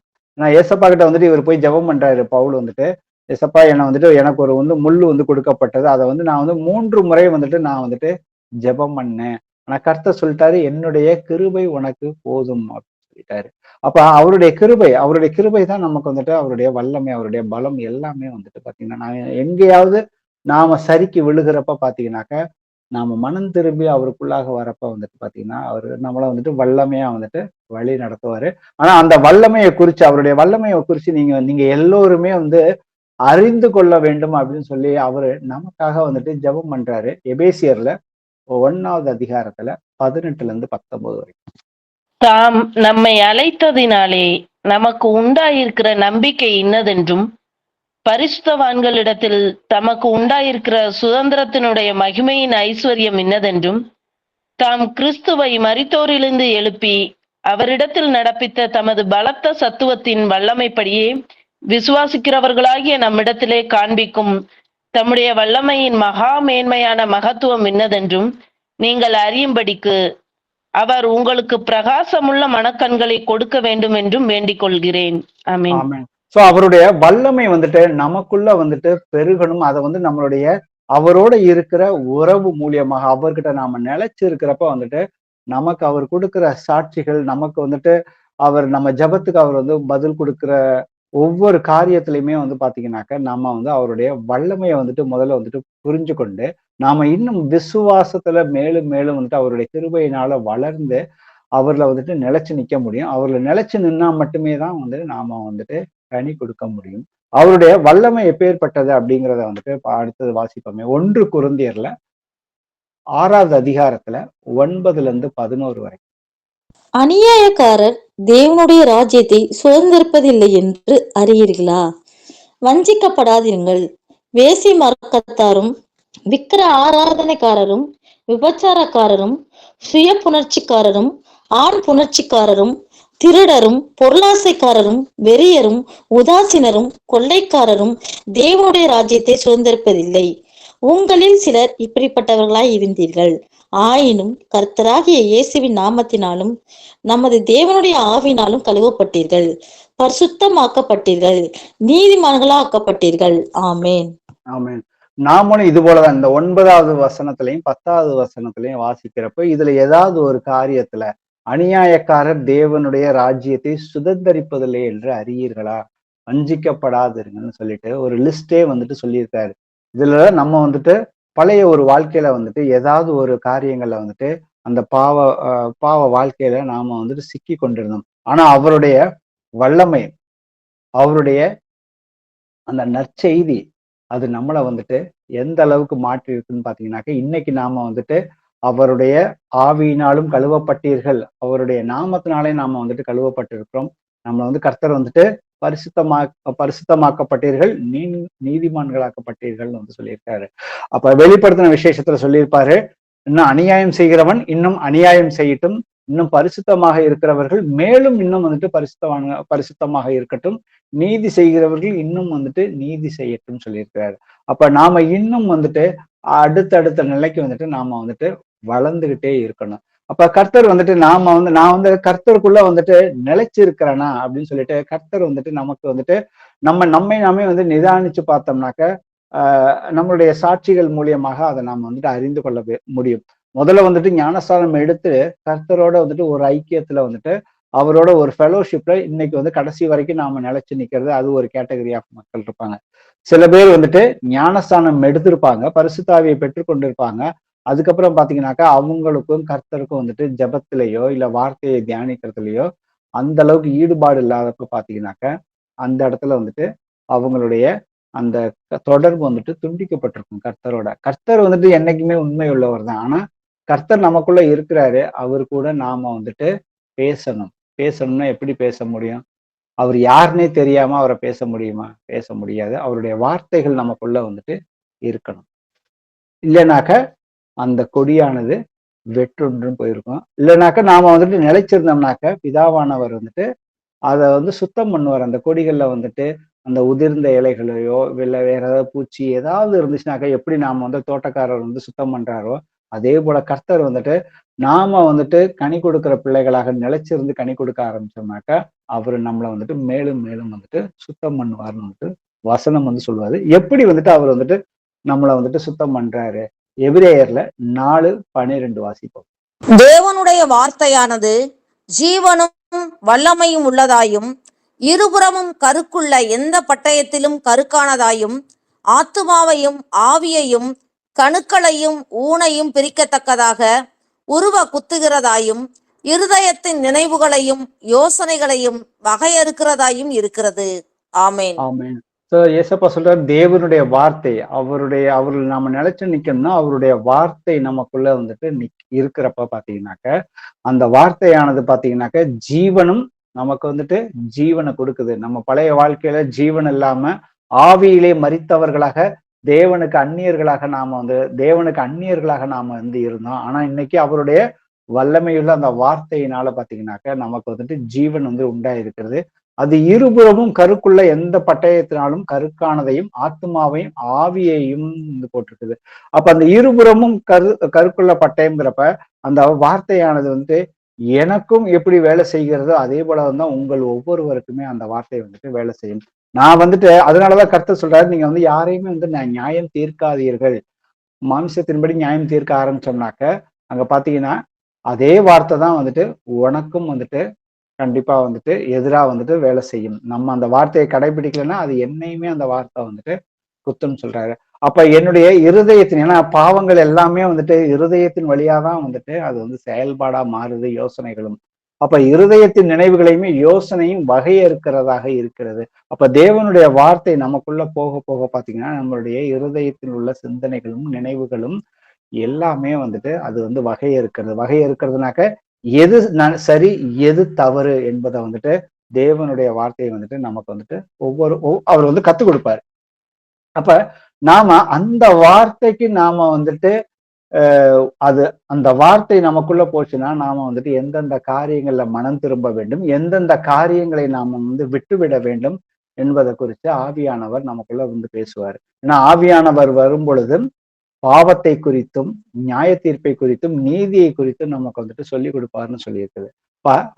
அவர் எப்படி அவர் உள்ள வந்துட்டாரு. உள்ள வந்ததுக்கு அப்புறம் அவருடைய வார்த்தைகள் தெரிஞ்சா மட்டும்தான் நம்மளோட வந்துட்டு ஆவியானவர் வந்துட்டு பேசுறது நமக்கு புரிந்து கொண்டு அதற்கேற்றபடி நம்மளுடைய கிரிகைகளை வந்துட்டு மாற்றிக்கொள்ள முடியும். சோ அப்படி நாம ஒவ்வொரு கிரிகைகளை மாற்றிக்கொள்ளும் பொழுது நாம வந்துட்டு அவருக்கு வந்துட்டு கனிகளை வந்துட்டு கொடுக்கலாம். ஏன்னா நம்மளை வந்துட்டு பழைய வாழ்க்கையில பார்த்தவர்கள் வந்துட்டு இன்னைக்கு நம்மள புதிய வாழ்க்கையிலையும் வந்துட்டு நம்ம கர்த்தரை ஏத்துக்கிட்டதுக்கு அப்புறம் நம்மளை பாக்குறப்ப நம்மளை குறித்து அவர்களே புறஜாதியார்களே இல்ல வீட்டுல மத்தவங்க கர்த்தரை ஏற்றுக்கொள்ளாதவர்களோ இல்ல வீட்டுல வந்துட்டு மனைவியும் பிள்ளைகளும் வந்துட்டு நமக்கு வந்துட்டு கண்டிப்பா ஒரு சாட்சி, கணவனும் வந்துட்டு சாட்சி வந்துட்டு கொடுப்பாங்க. முந்தி நீங்க இப்படி இருந்தீங்க, இப்ப வந்துட்டு இந்த அளவுக்கு மாறி இருக்கீங்க, கர்த்தருடைய வார்த்தையின்படி நீங்க வந்துட்டு ஒவ்வொன்றா வந்து மாத்திக்கிட்டு வந்துருக்கீங்க, அந்த சாட்சி வந்துட்டு இருக்கும். அதுக்கப்புறம் நமக்குள்ள அவருடைய வார்த்தை இருக்கிறப்ப பாத்தீங்கன்னாக்க அடுத்தது ஒரு வசனத்தை வாசிப்போம். 2 கொரிந்தியர்ல 3:5 வாசிப்போம். எங்களால் ஏதாகிலும் ஆகும் என்பது போல ஒன்றை யோசிக்கிறதற்கு நாங்கள் எங்களாலே தகுதியானவர்கள் அல்ல. எங்களுடைய தகுதி தேவனால் உண்டாயிருக்கிறது. ஆமென். ஆமென்.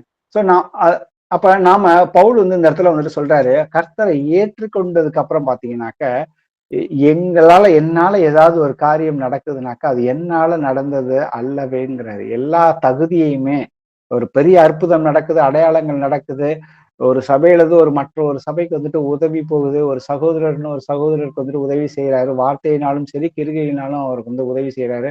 அங்க அவங்களுடைய வாழ்க்கையில ஒரு பெரிய மாற்றம் வருதுனாக்க அது மாமிசத்துல இது என்னால ஆனதுன்னு அப்படின்னு நாம நினைக்க ஆரம்பிச்சோம்னாக்கா, அதனாலதான் கர்த்தர் சொல்றாரு மலை பிரசங்கத்துல, ஆவியிலே எளிமை உள்ளவர்கள் பாக்கியவான்கள் வந்துட்டு சொல்லியிருக்கிறாரு. அப்ப நம்ம கர்த்தருடைய ஆவியை கொண்டு எல்லா தகுதியுமே வந்துட்டு தேவன் தான் உண்டு பண்றாரு. தேவன் தான் நமக்கு வந்துட்டு ஒவ்வொரு சாட்சிகளையும் வந்துட்டு கொடுக்கிறாரு. அதை நாம வந்துட்டு முழுமையாக புரிந்து கொண்டோம்னாக்க நாம எப்பொழுதுமே வந்துட்டு அவரை டிபெண்ட் பண்ணியிருப்போம், அவரை சார்ந்தே இருப்போம். நம்ம சுய புத்தியின் மேல் சாயாமல் நம்ம எல்லா காரியத்திலையுமே கர்த்தர்கிட்ட ஒப்புவித்து நடக்கிறப்ப பாத்தீங்கன்னாக்க அந்த எல்லா தகுதிகளையுமே அங்க ஆச்சரியமான விஷயங்களையும் ஒவ்வொரு நாளுமே அவர் வந்துட்டு நமக்குள்ள வந்துட்டு வல்லமையாக நடத்தி கொடுப்பதற்கு அவர் வல்லமையுள்ள தேவன். அப்ப நம்மளுடைய டிபெண்டன்சி எப்பொழுதுமே வந்துட்டு கர்த்தர்கிட்ட சார்ந்ததாக்க நாம அவருக்குள்ள வந்து எப்பொழுதுமே நிலைத்து இருக்க முடியும்னு வந்து சொல்லியிருக்காரு. அடுத்தது ஒரு சாட்சி பாத்தீங்கன்னாக்க நம்மளுடைய கர்த்தர் வந்துட்டு நம்மளுடைய ஜெபத்துக்கு எப்பொழுதுமே வந்துட்டு அவருக்குள்ள நிலைச்சு இருக்கிறப்ப நம்ம ஜெபத்துக்கு வந்து கர்த்தர் வந்துட்டு பதில் கொடுத்துக்கிட்டே இருப்பாரு. 1 யோவான்ல 3:22 வாசிப்போம். அவருடைய கற்பனைகளை நாம் கைக்கொண்டு அவருக்கு முன்பாக பிரியமானவைகளை செய்கிறபடியினால் நாம் வேண்டிக் கொள்கிறது எதுவோ அதை அவராலே பெற்றுக்கொள்கிறோம். ஆமென். ஆமென். அப்ப நாம அவர்ல நிலைச்சு நிக்கிறப்ப பாத்தீங்கன்னா அவருடைய கற்பனைகளை நாம வந்துட்டு பெற்றுக்கொண்டு அதன்படி நாம நடக்க ஆரம்பிச்சோம்னாக்க நாம வந்துட்டு நம்ம சில நேரத்துல கர்த்தர் சொல்றாரு, நம்ம ஜெபம் பண்றதுக்கு முன்னாடியே நமக்கு என்ன தேவைங்கிறதே அவருக்கு வந்துட்டு தெரியும். அதனாலதான் சொல்றாரு, முதலாவது நீங்க வந்துட்டு தேவனுடைய ராஜ்யத்தையும் அதன் நீதியையும் தேடுங்கள், அப்பொழுது உங்களுக்கு இவைகளை எல்லாம் சேர்த்து கொடுக்கப்படும் வந்துட்டு சொல்லியிருக்காரு. சோ இதை வந்து ஏசப்பா வந்து பாத்தீங்கன்னாக்கா அவர் வந்துட்டு பூமியில மனுஷகுமாரன் இருந்த நாட்கள்ல அவர் எப்படி செய்தாருங்கிறத வாசிப்போம். நானே வாசிக்கிறேன். யோவான்ல 8வது அதிகாரத்துல 29வது வசனத்துல, என்னை அனுப்பினவர் என்னுடனே கூட இருக்கிறார், பிதாவுக்கு பிரியமானவைகளை நான் எப்பொழுதும் செய்கிறபடியினால் அவர் என்னை தனியே இருக்க விடவில்லை. சோ இந்த வசனத்தின்படி பாத்தீங்கன்னாக்க பிதாவுக்கு பிரியமானவைகளை அவர் செய்து கொண்டிருக்கிறப்ப பாத்தீங்கன்னா அவரை வந்து தனியாகவே இருக்கவே விடவில்லைன்னு தான் வந்து வசனம் சொல்லுது. அவர் மரணம் அடையும் பொழுது வந்துட்டு அவர் மரணம் அடைந்தால் மட்டுமே நாம எல்லாம் ரட்சிப்புக்குள்ள போக முடியுங்கிறப்ப பாத்தீங்கன்னா சிலுவையில இருக்கிறப்ப பிதாவே பிதாவே ஏன் என்னை கைவிட்டீர்னு அவர் வந்து சொல்றாரு.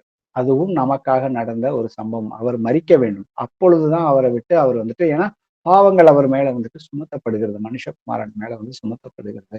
அப்ப அதே போலதான் கர்த்தர் நமக்கு அழகான ஒரு மாதிரியை வந்துட்டு காண்பித்து கொடுத்திருக்கிறாரு. அதே போல நாமளும் வந்துட்டு நாம வந்துட்டு மிகுந்த கனிகளை கொடுக்க வேண்டும் என்றால்னாக்க அவருக்கு பிரியமானது எது, அவருக்கு சித்தமானது எது, நமக்கு வந்து ஜெபத்துல நம்ம சில காரியங்களை கேட்கறது கூட அது வந்து அவருக்கு வந்துட்டு பிடித்தமான காரியம். நம்ம எல்லாத்தையுமே வந்துட்டு விண்ணப்பம் வந்து வைக்க சொல்லிட்டாரு. இருந்த போதிலும் அவருக்கு எது பிடித்தமான காரியம், பிடித்தம் இல்லாத காரியங்கிறதை நம்ம வசனத்தின் மூலமா தெரிஞ்சுக்கிட்டு நாம அதை போய் ஜெபத்துல போய் வைக்கிறப்ப பாத்தீங்கன்னா நம்மளுடைய ஜெபத்துக்கு வெகு விரைவில் வந்துட்டு பதில் கிடைக்கும். கண்டிப்பா மனம் திரும்புற பட்சத்துல ஒவ்வொரு காரியத்தையும். சோ நமக்கு அழகான ஒரு முன் உதாரணத்தை வந்துட்டு கொடுத்திருக்கிறாரு. யோவான் 16:33 வாசி. என்னிடத்தில் உங்களுக்கு சமாதானம் உண்டாயிருக்கும் பொருட்டு இவைகளை உங்களுக்கு சொன்னேன். உலகத்தில் உங்களுக்கு உபத்திரவம் உண்டு, ஆனாலும் திடன் கொள்ளுங்கள், நான் உலகத்தை ஜெயித்தேன் என்றார். ஆமேன். ஆமென். சோ நமக்குள்ள பாத்தீங்கன்னாக்கா அவர் வந்துட்டு நிரந்தரமான ஒரு சமாதானத்தை, ஒரு நமக்குள்ள வந்துட்டு என்றைக்கு நிலைச்சு நிற்கக்கூடிய ஒரு சமாதானத்தையும் சந்தோஷத்தையும் வந்துட்டு கொடுக்குறேன்னு சொல்லியிருக்காரு. ஆனா அதுக்குள்ள வந்துட்டு ஒரு கண்டிஷனையும் வந்துட்டு சொல்றாரு, உங்களுக்கு கண்டிப்பா வந்துட்டு உபத்திரவம் வந்துட்டு வரதான் செய்யும். அந்த உபத்திரம் வந்துட்டு என் நாமத்தினால நீங்க வந்துட்டு பாவத்துக்கு எதிர்த்து இல்ல சுவிசேஷம் போய் சொல்ல போது மற்றவர்களை வந்துட்டு பிசாசின் கட்டுகள் இருந்து நீங்க வந்துட்டு உங்கள் மூலியமா விடுதலை கொடுக்கறப்ப அந்த பிசாசவன் யார் மூலியமாவது ஏதாவது ஒரு உபத்திரவத்தை பயத்தையோ கொண்டு வந்துகிட்டே தான் இருப்பான். ஆனா நீங்க வந்துட்டு இது இந்த இந்த மாதிரியான பயங்களும் இந்த மாதிரியான உபத்திரங்களும் நாம வந்துட்டு வகை பிரித்து பார்க்க தெரியணும். எனக்கு ஒரு உபத்திரம் வந்து கர்த்தருடைய நாமத்தினால வருதா இல்ல என்னுடைய நான் சோதனைக்கு உட்பட்டு நான் வந்து என்னுடைய இச்சையினால இழுக்கப்பட்டு எனக்கு வந்து உபத்திரம் வருதா அப்படிங்கிறத வந்துட்டு வேறுபடுத்தி பார்ப்போம். ஏன்னா அந்த உபத்திரம் மூலியமா எதன் மூலியமா வருதோ, நமக்கு கர்த்தர் மூலியமா வந்துச்சுன்னா நமக்கு வந்து முழு சமாதானம் உண்டு. நம்மள கர்த்தர் வந்துட்டு கண்டிப்பா எப்படி வந்துட்டு தானியேல வந்துட்டு சிங்க குகையில தூக்கி போட்டப்ப அங்க வந்துட்டு அவர் வந்துட்டு பயப்படவே இல்லை. சிங்கத்தின் வாயை கட்டி போட்டாரோ, அதே போலதான் நம்மளையும் வந்துட்டு எல்லா விதமான உபத்திரவத்திலிருந்து அவர் வந்துட்டு பவுலை எப்படி வந்துட்டு அநேக பாடுகள் பட்டாரோ கர்த்தருக்காக, அவரை எல்லா காரியத்திலயுமே வந்துட்டு விடுதலை பண்ணி கர்த்தருக்காக அவர் கடைசியா வந்துட்டு மரணம் அடைஞ்சார். அப்ப அதே போலதான் நம்மளையும் வந்துட்டு கர்த்தர் வந்துட்டு கண்டிப்பா வந்துட்டு விடுதலை கொடுப்பாரு. ஏன்னா சமாதானத்தை அவர் வந்துட்டு வாக்கு தத்தம் பண்ணி கொடுத்துருக்காரு. ஏன்னா கர்த்தர் சொல்லியிருக்காரு, நான் உலகத்தை ஜெயிச்சேன், அதே போல உங்களாலையுமே எல்லா காரியத்திலையுமே வந்துட்டு நீங்கள் வந்துட்டு ஜெயிக்க முடியும்னு வந்துட்டு சொல்லியிருக்கிறாரு. அப்ப இப்ப இவ்வளவு நேரம் நம்ம வந்துட்டு பார்த்த விஷயங்கள் பாத்தீங்கன்னாக்கா, இன்னும் வந்துட்டு இதுல இன்னும் 3 பகுதிகள் இருக்குது. இப்ப நமக்கு வந்துட்டு ஆல்மோஸ்ட் டைம் ஆயிருச்சு. இப்ப நம்ம பார்த்தது வந்துட்டு நம்மளுடைய ஜீவன் வந்துட்டு பரிபூரணம் அடைவதற்கு நாம வந்துட்டு மிகுந்த கனிகளை வந்துட்டு கொடுக்க வேண்டும். எப்படி நாம் மிகுந்த கனிகளை கொடுக்க வேண்டும்னு பாத்தீங்கன்னாக்க, அவர்கள வந்துட்டு நாம வந்துட்டு எப்பொழுதுமே வந்து நிலைத்திருந்தால் மட்டுமே மிகுந்த கனிகளை கொடுக்க முடியும். அப்ப இன்னும் வந்துட்டு 3 விஷயங்கள் 3 தலைப்புகள் இருக்குது இதுல பாக்குறதுக்கு. அடுத்த வர பைபிள் ஸ்டடியில அந்த 3ஐயும் வந்து பார்ப்போம். அது என்னங்கிறத இப்ப சொல்லிடுறேன்.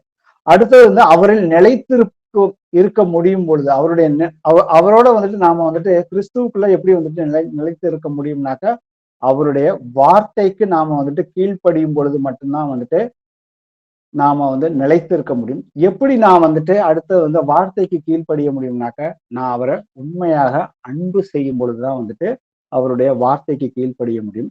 அதுக்கப்புறம் கடைசியா பாத்தீங்கன்னா, நான் எப்படி வந்துட்டு அவரை அன்பு செய்ய முடியும்? அப்ப நான் அவரை அன்பு செய்யணும்னாக்கா, அவர் யாரு அப்படிங்கிறத முழுமையா எந்த அளவுக்கு நான் அறிந்து கொள்கிறேனோ, அப்பதான் வந்துட்டு உண்மையான ஒரு அன்பு செய்ய முடியும். இல்லைனாக்க நான் ஏதாவது தப்பு பண்ணாக்க, அவர் கர்த்தர் என்ன வந்துட்டு தண்டிச்சிருவாரு. நான் வந்து நித்திய ஜீவன் அவர் நித்திய ஜீவன் கொடுக்கிறார் பை டிஃபால்ட். ஆனா நான் நித்திய ஜீவனுக்காக நான் கீழ்ப்படுகிறேன். நித்திய ஜீவன் இல்லைனாக்க என்னை உண்டாக்கின தேவனுக்கும் எனக்கு சம்பந்தம் இல்லைங்கிற மாதிரி. ஆனா அந்த நிறைய ஒரு கண்டிஷன்ல நாம வந்துட்டு அவரை வந்துட்டு அன்பு செய்ய ஆரம்பிச்சோம்னாக்க, அந்த அன்பு என்னைக்குமே வந்துட்டு நிலைத்திருக்க முடியாது. ஏன்னா நீங்க என் மேல அன்பா இருந்தீங்கன்னாக்கா அவர் சொல்றாரு, பிளைண்டா நீ என் வசனத்துக்கு வந்துட்டு கீழ்ப்படியுங்கள் வந்து சொல்லியிருக்காரு. சோ இதை குறிச்சு இந்த 3 விஷயங்களை குறிச்சுமே வந்துட்டு நாம எப்படி நிலைத்திருக்க முடியும், நாம எப்படி கீழ்ப்படிந்திருக்க முடியும், நாம் எப்படி அன்பு செய்ய முடியும், அவரை நாம வந்து அறிந்தால் ஒழிய முடியாது அப்படிங்கிற விஷயத்த வந்துட்டு அடுத்த ஒரு பைபிள் ஸ்டடியில நம்ம வந்துட்டு இதை குறித்து தியானிப்போம். Praise the Lord brothers and sisters. எங்கள் கர்த்தராகிய இயேசுவை உம்மை போற்றுகிறோம், உம்மை வாழ்த்துகிறோம், உம்மை ஆராதிக்கின்றேன், உமக்கு மகிமை செலுத்துகிறேன். நீர் உண்மையுள்ள ஜீவனுள்ள தேவன், நீர் பரிசுத்தர் பரிசுத்தர் என்றென்றுமே பரிசுத்தராக இருக்கிறீங்கப்பா. எங்களை உம்முடைய பரிசுத்தத்திற்கு அழைத்து கொண்டு வந்தமைக்காக உமக்கு நன்றி செலுத்துகிறேன் அப்பா. இயேசுவே, இதோ இங்க இருக்கிற இந்த கூடுகையில கலந்து கொண்டிருக்கிற ஒவ்வொரு சகோதரனையும் சகோதரியையும் அவங்க குடும்பத்தார் பிள்ளைகளையுமே இயேசு கிறிஸ்துவின் நாமத்தினாலே அவர்களை எல்லோரையுமே ஆசீர்வதிக்கிறேன். இயேசுவே, ஜீவனுள்ளவரே, நீர் எங்களுடைய பாவத்துக்காக மரித்தீரப்பா. நீர் எங்கள் மேல் வைத்த அன்பினாலே நாங்கள் எதையுமே கேட்காமலே நீங்க எங்களுக்காக மாம்சத்துல வந்து எங்களுடைய பாவங்களை உம்முடைய சரீரத்துல சுமந்து எங்களுக்காக ரத்தம் சிந்தி சிலுவையில மரித்து அடக்கம் பண்ணப்பட்டு உயிர் தெழுந்து பரலோகத்திலே பிதாவின் வலது பாரிசத்துல வீட்டிருக்கிறீங்கப்பா. தகப்பனே, இதோ இந்த கூடுகையில யாராவது இன்னும் கர்த்தராகிய இயேசு கிறிஸ்துவை சொந்த இரட்சகராக ஏற்றுக்கொள்ளாமல் அல்லது கர்த்தராகிய இயேசு கிறிஸ்துவின் நாமத்தினால இன்னும் வந்து ஞானஸ்தானம் எடுக்காமல் இருக்கிறார்களோ, அவர்கள் எல்லோருமே வந்துட்டு உம்முடைய நாமத்தின் மேல விசுவாசம் வச்சு அவர்களுக்குள்ளாக இருக்கிற எந்த ஒரு கேள்விகளோ இல்ல வேற ஏதாவது மனம் திரும்புதல் காரியங்களிலேயோ இல்ல வேலை இல்ல மற்ற சபைகள்ல வந்துட்டு வேற விதமாக போதிக்கிறாங்க, இங்க வேற மாதிரி இருக்குது, அதுக்குரிய என்னென்ன விதமான கேள்விகளோ சந்தேகங்களோ ஐயங்களோ இருந்தாலும் அப்பா தகப்பனே, நீங்க அவர்களுக்கு வெளிப்படுத்தி அந்த சத்தியத்தையும் அறிவீர்கள், சத்தியம் உங்களை விடுதலையாக்கும். நீங்க எங்களுக்காக வந்துட்டு ஜீவனை கொடுக்க வந்திருக்கீங்கப்பா. நாங்கள் எங்களுடைய ஜீவன் உங்களுடைய மரணத்தினால எங்களுடைய ஜீவன் நாங்கள் வாழும் நாட்கள்ல வந்துட்டு ஜீவன் உண்டாயிருக்கவும் அது பரிபூரணமுமா இருக்கிறதுக்காக தான்ப்பா வந்திருக்கிறீங்கப்பா. அந்த பரிபூரணங்கிறது வந்துட்டு எங்களுக்கு நீங்க வந்துட்டு நிலையான என்றென்றைக்குமே நாங்கள் வந்துட்டு சந்தோஷமாக இருப்பதற்காக, அதே போல வந்துட்டு நாங்க வந்து மிகுந்த கனிகளை வந்துட்டு கொடுக்கணுங்கிறது, நாங்க வந்து கனிகளை கொடுக்கணும்னாக்கா நாங்க வந்து உங்களை வந்துட்டு நாங்க வந்து நிலைச்சு நிக்கணும்ப்பா. அதை குறிச்சு இன்னைக்கு சொல்லி கொடுத்தீங்கப்பா.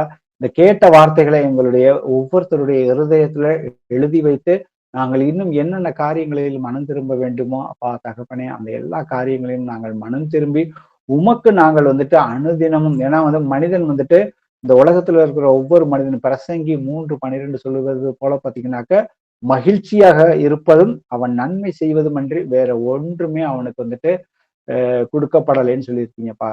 இயேசுவே ஜீவனுள்ளவரே, அதே போல வந்துட்டு நாங்கள் எப்பொழுதுமே வந்துட்டு மகிழ்ச்சியாகவும் நன்மையான காரியங்களை செய்யணும்னாக்கா அது கர்த்தராகிய இயேசு கிறிஸ்துவின் ஆவியின் துணையோடு அவர் எனக்குள்ள வாசமாக இருந்தால் மட்டுமே இந்த வசனத்தின்படி நாங்கள் நடக்க முடியுமாப்பா. அப்படி இல்லைனாக்க நாங்கள் வந்துட்டு மாமிசத்துல நடந்த ஆவிக்கு விரோதமாகவே நாங்கள் எப்பொழுதுமே செயல்படுகிற பிள்ளைகளாக இருக்கிறோமாப்பா. அப்படி நாங்கள் இருந்தோம், ஆனால் எங்களை உம்முடைய வல்லமையினாலே நீங்க எங்களை வந்துட்டு இருளிலிருந்து எங்களை உம்முடைய ராஜ்யத்துக்கு நீங்க மாத்தி இருக்கிறீங்கப்பா. அதற்காக உமக்கு நன்றி செலுத்துகிறோமப்பா. உம்முடைய வருகை மட்டும் நாங்கள் உண்மது அன்பிலே நாங்கள் நிலைத்திருந்து நாங்கள் உம்மை உண்மையாக நேசிக்கிறதுனாக்க உம்முடைய கட்டளைகளை, உம்முடைய வார்த்தைகளை எங்கள் இருதயத்தில் நிறுத்தி நாங்கள் மிகுந்த கனி கொடுக்கிற பிள்ளைகளாக எங்கள் ஒவ்வொருவரையுமே மாற்றும்படியாகவும், இதற்கு எதிராக எங்களுடைய சிந்தனைகளையுமே எங்களுக்கு பயங்களையுமே கொண்டு வருகிற எல்லா அசுத்தாவின் பிசாசின் கிரிகைகளையுமே இயேசு கிறிஸ்துவின் நாமத்தினாலே இப்பொழுதே வெளியே போய் என்று கட்டளை இடுகிறேன். ஆமேன். இயேசுவே ஜீவனுள்ளவரே, அதே போல இங்க வந்திருக்கிற சகோதர சகோதரிகளுக்கு ஏதாவது சரீரத்துல ஏதாவது ஒரு பலவீனங்களோ ஒரு ஐயங்களோ ஏதாவது இருந்தாலும் அப்பா தகப்பனே, அவர்களுடைய வியாதிகள் எல்லாம் உம்முடைய தழும்புகளால் சுகம் ஆகிவிட்டதப்பா.